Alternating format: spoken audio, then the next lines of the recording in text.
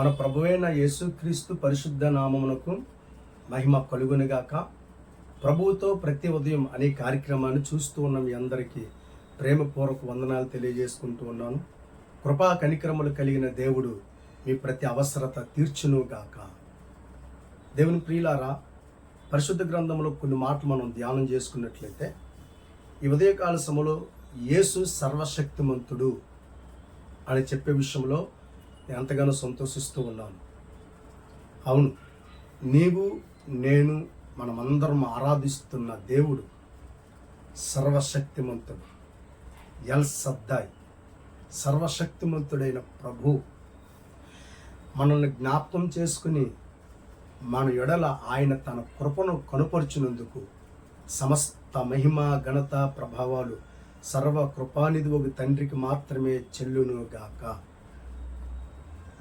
దేవుని బిడ్డలారా, ఈ ఉదయకాల సమయంలో నశించిపోచున్న మన పట్ల తన ప్రేమను కనుపరిచి ఈ లోకానికి వచ్చి ఘనమైన కార్యాలు చేసినటువంటి యేసుక్రీస్తు ప్రభువారి యొక్క శక్తిని ఈ ఉదయకాల సమయంలో మనం జ్ఞాపకం చేసుకున్నట్లయితే ఆయన ఎంత గొప్ప సర్వశక్తిమంతుడో మనకు అర్థమవుతూ ఉంటుంది. ఈ భూమి మీద నశించిపోతున్న మానవాళిని రక్షించడానికి ఆయన పడ్డ ప్రయాస అంతా కాదు. ఆయన సువార్తని ప్రకటిస్తూ ఉన్న తరుణములో అనేకమైనటువంటి సూచక క్రియలు, అద్భుతాలు, ఆశ్చర్య కార్యాలు, ఘనమైన కార్యాలు యేసయ్య చేసినట్లుగా చూస్తూ ఉన్నాం. ఇవన్నీ చేయడానికి గల కారణం ఆయన సర్వశక్తిమంతుడైన దేవుడై ఉన్నాడు. దేవునికి మహిమ కలుగునుగాక. ఆయన సర్వశక్తిమంతుడైన దేవుడై ఉన్నాడు. ప్రియ దేవుని బిడ్డ, నువ్వు ఆరాధిస్తున్న దేవుడు సర్వశక్తిమంతుడు. శక్తిమంతుడు కాదు, సర్వశక్తిమంతుడు. కనుక ఆ సర్వశక్తిమంతుడు తన పిల్లల జీవితంలో చేసినటువంటి కొన్ని మేలులు మనం జ్ఞాపకం చేసుకున్నట్లయితే, వాక్యములు మనం చూసుకున్నట్లయితే, మత్తయి సువార్త ఆయన ఎలాంటి శక్తి కలిగిన దేవుడో మనం చూసుకున్నట్లయితే మత్తయి సువార్త 14వ అధ్యాయం 35వ వాక్యం నేను చదువుతూ ఉన్నాను. చూడండి, 35వ వాక్యం. అక్కడి జనులు ఆయనను గుర్తుపెట్టి చుట్టుపట్ల ఉన్న ఆ ప్రదేశం అంతటికి వర్తమానము పంపి రోగులందరినీ ఆయన యొద్దకు తెప్పించి, దేవునికి స్తోత్రం. యేసయ్య గెనెసరెతు అనే దేశానికి వచ్చినప్పుడట, మరి అక్కడ జనులు అనేకులు ఈయన యేసు అని గుర్తుపెట్టారు. సర్వాధికారి అయిన దేవుడు అని గుర్తుపెట్టారు. కనుక అనేకులు ఆయనను గుర్తుపెట్టి ఆ ప్రాంతంలో ఉన్న రోగులందరికీ కూడా వారు స్వార్థను ప్రకటించారు. నీకు స్వస్థత కావాలా, నువ్వు బాగుపడాలా, ఇదిగో నజరేయుడైన యేసు సర్వశక్తిమంతుడైన దేవుడికి మన మధ్యకి దిగొచ్చున్నాడు అని అలా ప్రజలందరికీ ప్రకటించినప్పుడు జనులు తండోపతండాలుగా యేసయ్య దగ్గరికి వచ్చినట్లుగా మనం చూస్తున్నాం. దేవునికి స్తోత్రం. 36వ వాక్యం మనం చదువుకున్నట్లయితే, వీరిని నీ వస్త్రపు చెంగు మాత్రము ముట్టనిమ్మని ఆయనను వేడుకొనిరి. ఇన్ని వందల మంది అక్కడ రాయబడింది కదా, రోగులైన వారందరూ యేసయ్య దగ్గరికి వచ్చినప్పుడు అక్కడ రిక్వెస్ట్ చేస్తున్నారు, అయ్యా నువ్వు శక్తి కలిగిన దేవుడు, నువ్వు శక్తి కలిగిన వాడువు, కనుక నువ్వు మమ్మల్ని ముట్టుకోక్కలేదు, కానీ మీ వస్త్రపు చెంగు మాత్రం ముట్టనిమ్మని ఆయనని వేడుకున్నారట. దేవునికి స్తోత్రం. కనుక ముట్టిన వారందరూ స్వస్థత నొందిరి. హల్లెలూయా. ఈసారి మనం గుర్తుపెట్టుకోవాల్సింది ఏంటి తెలుసా? యేసు ప్రభు వారు వేసుకుంటున్నటువంటి వస్త్రం కూడా దేని చేత నింపబడిందంటే అభిషేకం చేత నింపబడింది, శక్తి చేత నింపబడింది. దేవునికి మహిమ కలుగునుగాక. 12 సంవత్సరాలు బట్టి రక్తస్రావం కలిగినటువంటి స్త్రీ బాధపడుతూ ఉంది, మనందరికీ తెలుసు. మరి ఆమె కూడా యేసయ్య వస్త్రపు చెంగును మాత్రం ముట్టితే చాలు బాగుపడతాను అనుకుందిగా. కనుక ముట్టిన వెంటనే ఆమెకు స్వస్థత కలిగింది. ఇక్కడ చూసినట్లయితే ప్రజలందరూ, అయ్యా నీ వస్త్రపు చెంగు ముట్టుకుంటాం చాలు అంటే, యేసు ప్రభువారు ధరించినటువంటి వస్త్రంలో కూడా ఏముంది తెలుసా? శక్తి ఉంది. ఆయన వస్త్రంలో శక్తి ఉంది. ఆయన ధరించుకున్నటువంటి వస్త్రం కూడా అభిషేకించబడ్డది. దేవునికి మహిమ కలుగునుగాక. బా, ఎంత అద్భుతం. కనుక ఈరోజు నువ్వు ఆరాధిస్తున్న దేవుడు ఆయన ముట్టితే కాదు, ఆయన వస్త్రపు చెంగు తగులితే చాలు స్వస్థత.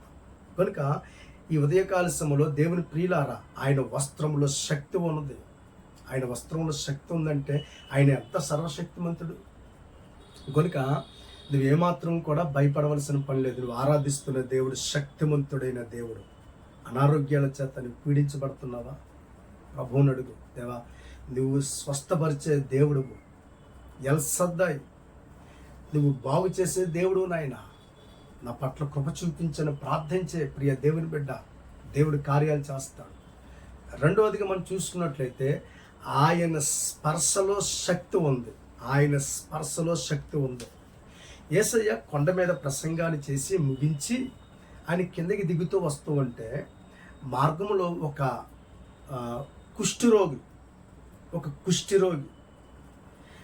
యేసు ప్రభు వారు వస్తుంటే అల్లంత ద్వారాన అడుగుతూ ఉన్నాడు, అయ్యా అయ్యా ప్రభువా, నీకు ఇష్టమైతే నన్ను శుద్ధినిగా చేయగలవా అని ప్రాధేయపడుతున్నాడు. మత్తయి సువార్త 8వ అధ్యాయం మనం చదువుకున్నట్లయితే 3వ వచనం అడుగుతున్నాడు. అయ్యా ప్రాధేయపడుతుంటే యేసయ్య అక్కడ మనం చూసుకున్నట్లయితే 3వ వచనంలో, అందుకు ఆయన చేయి చాపి వాణ్ణి ముట్టి వాస్తవానికి కుష్ఠరోగుల్ని ఆ రోజుల్లో ఎవ్వరూ కూడా ముట్టుకునే ప్రయత్నం చేయరు.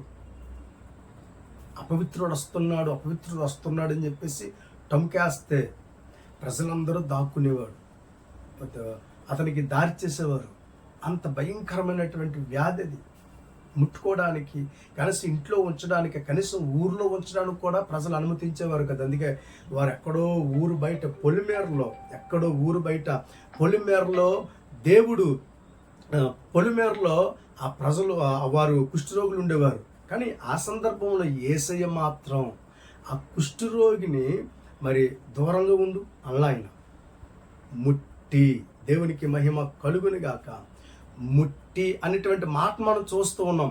అనగా యేసయ్య ఆ కుష్ఠరోగిని ముట్టినట్లుగా వాక్యంలో మనం చూస్తూ ఉన్నాం.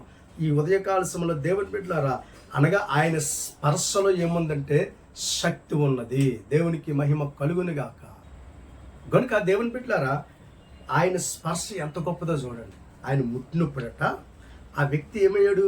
ముట్టి నాకు ఇష్టమే, నువ్వు శుద్ధుడు కమ్మని చెప్పగా తక్షణమే వాని కుష్ఠరోగము శుద్ధి ఆయను అని వాక్యంలో రాయబడింది.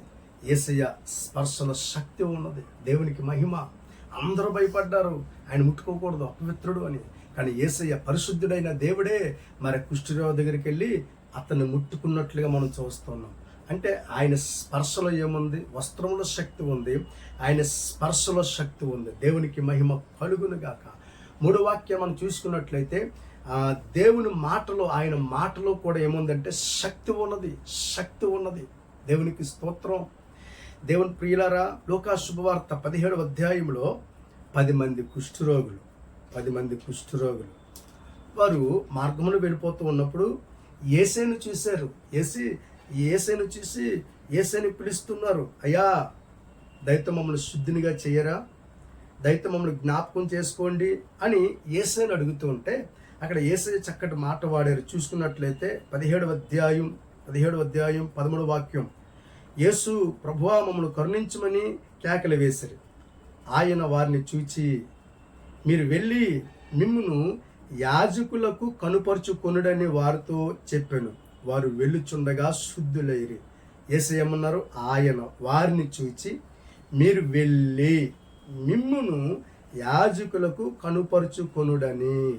మీరు వెళ్ళి చూడండి, ఆ ఒక్క పదం యేసయ్యలో నోటి నుండి వస్తున్న పదం, ఒక్క పదం, మీరు వెళ్ళి యాజకునికి కనుపరచుడని. ఆ ఒక్క పదం చూసారా, వారి యొక్క జీవితంలో ఉన్నటువంటి ఆ బలహీనమైనటువంటి వ్యాధిని అంతటినీ కూడా ఒక్క క్షణంలో తొలగించగలిగింది. దేవునికి స్తోత్రం కలుగునుగాక.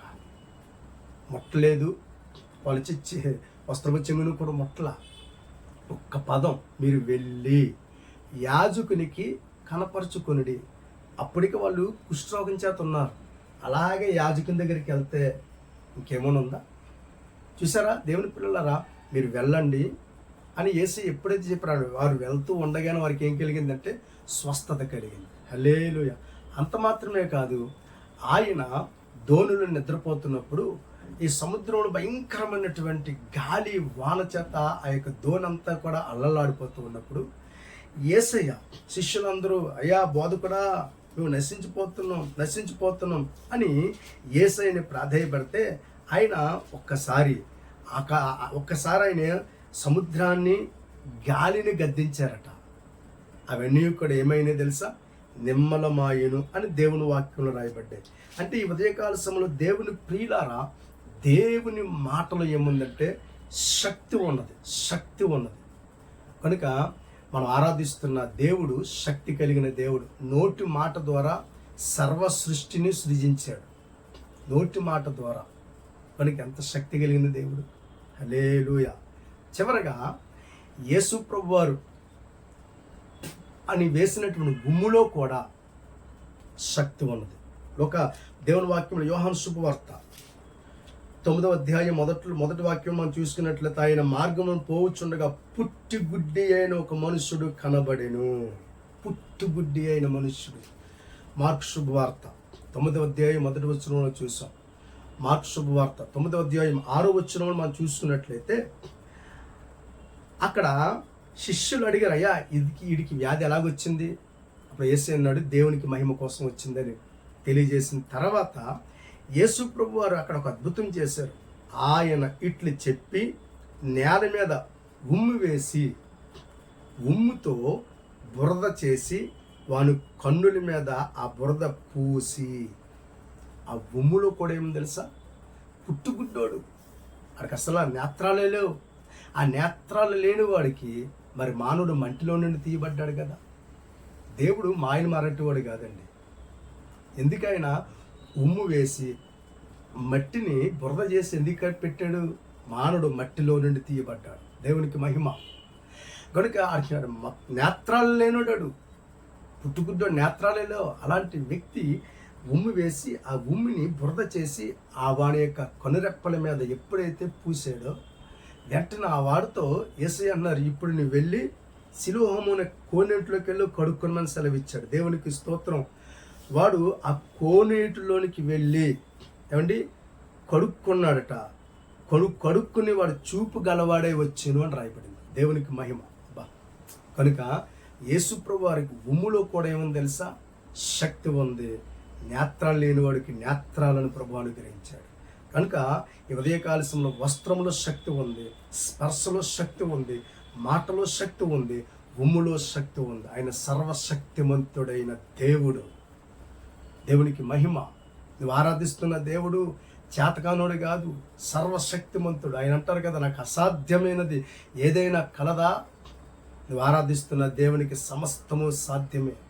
కనుక అలాంటి సమస్తాన్ని సాధ్యపరిచే దేవుని యందు ఏమాత్రం కూడా విశ్వాసాన్ని తాకట్టు పెట్టద్దు. నీ విశ్వాసం కలిగి ప్రార్థించే, అలాంటి దేవుని యందు విశ్వాసం నుంచి ప్రార్థించే. విశ్వాసాన్ని కోల్పోవద్దు. దేవుడు ఇప్పుడు చేస్తాడో ఆయన చేస్తాడో లేదా అనొద్దు. ఆయన చేస్తాడు. విశ్వాసం నుంచి ప్రార్థించే. కనుక సర్వశక్తిమంతుడైన దేవుడు ఈ ఉదయకాల సమయంలో నీకున్న ప్రతి అవసరత ఆయన పరిశుద్ధ నామములో తీర్చునుగాక. ఆమేన్. ప్రార్థన. ప్రేమ కలిగిన తండ్రి, ఈ ఉదయకాల సమయంలో ఎందరైతే నీ మాటలు విని ఈ మాట మీద ఆధారపడి నీ సన్నిధానంలో విశ్వాసం నుంచి ప్రార్థిస్తున్నారో వారందరి ఎడల మీరు కార్యాలు జరిగించండి.